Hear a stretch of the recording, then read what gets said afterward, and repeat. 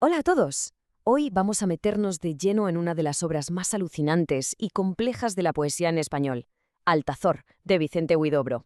Así que abrochaos los cinturones porque nos espera un viaje cósmico, un descenso a través del lenguaje y de la propia identidad, y todo desde los ojos de un poeta en plena caída libre. El poema arranca así, de golpe, lanzándonos a su universo con esta frase. Desde luego, no es un nacimiento cualquiera, ¿verdad? Es un acto casi mítico. Altazor, que es nuestro poeta héroe, no nace como un mortal más, sino en un momento cargadísimo de simbolismo. Ya desde el minuto 1 se establece un tono grandioso y, sobre todo, absolutamente surrealista. Bueno, pues la primera parada de este recorrido es, lógicamente, el origen de Altazor. Su nacimiento no es solo un hecho, es el prólogo de una mitología muy personal, con una familia que parece sacada directamente de un sueño o de una pesadilla. Fijaos en esta imagen porque es potentísima. Su padre no es simplemente ciego, no. Su ceguera es como un superpoder, una forma de visión superior, casi divina. Y sus manos, comparadas con la noche, es que no describen, crean. Son metáforas que rompen toda lógica. Y claro, la madre no iba a ser menos. Su voz es una paradoja brutal. Por un lado, tienes la belleza del amanecer y por otro, la amenaza de una catástrofe que está a punto de ocurrir. Es precisamente esta mezcla de luz y sombra, de lo sublime y lo trágico, lo que nos prepara para el momentazo que lo va a definir todo. Y aquí está, el momento clave, el salto. Ojo que esto es muy importante. No es un suicidio, es una decisión poética. Altazor se lanza al vacío no para morir, sino para empezar un viaje a través de la existencia y del lenguaje, con la muerte, eso sí, como compañera inseparable en su descenso. Vale, ya ha saltado. ¿Y ahora qué? Pues ahora empieza la caída libre en sí.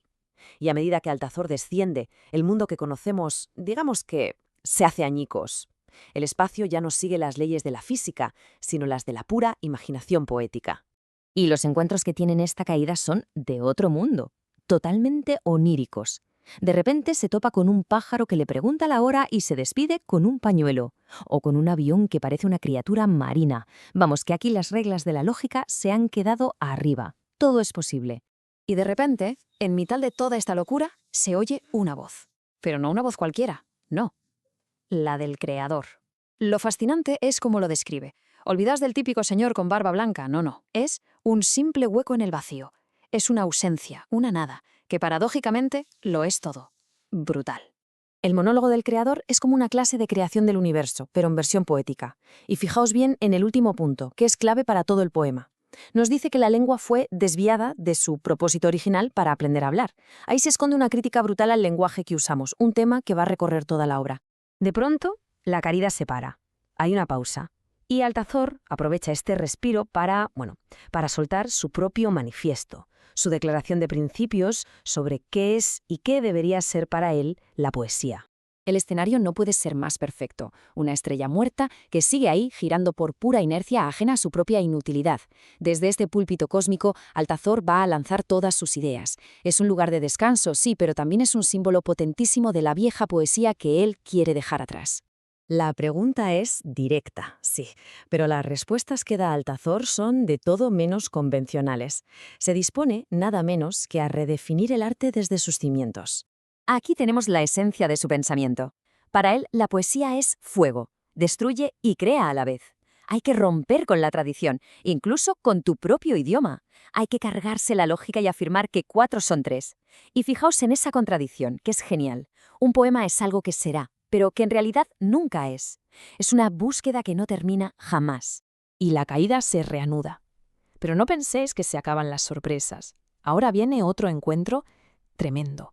Ya no con el creador del universo, sino con una figura divina mucho más íntima, más cercana y, si cabe, más extraña, la Virgen.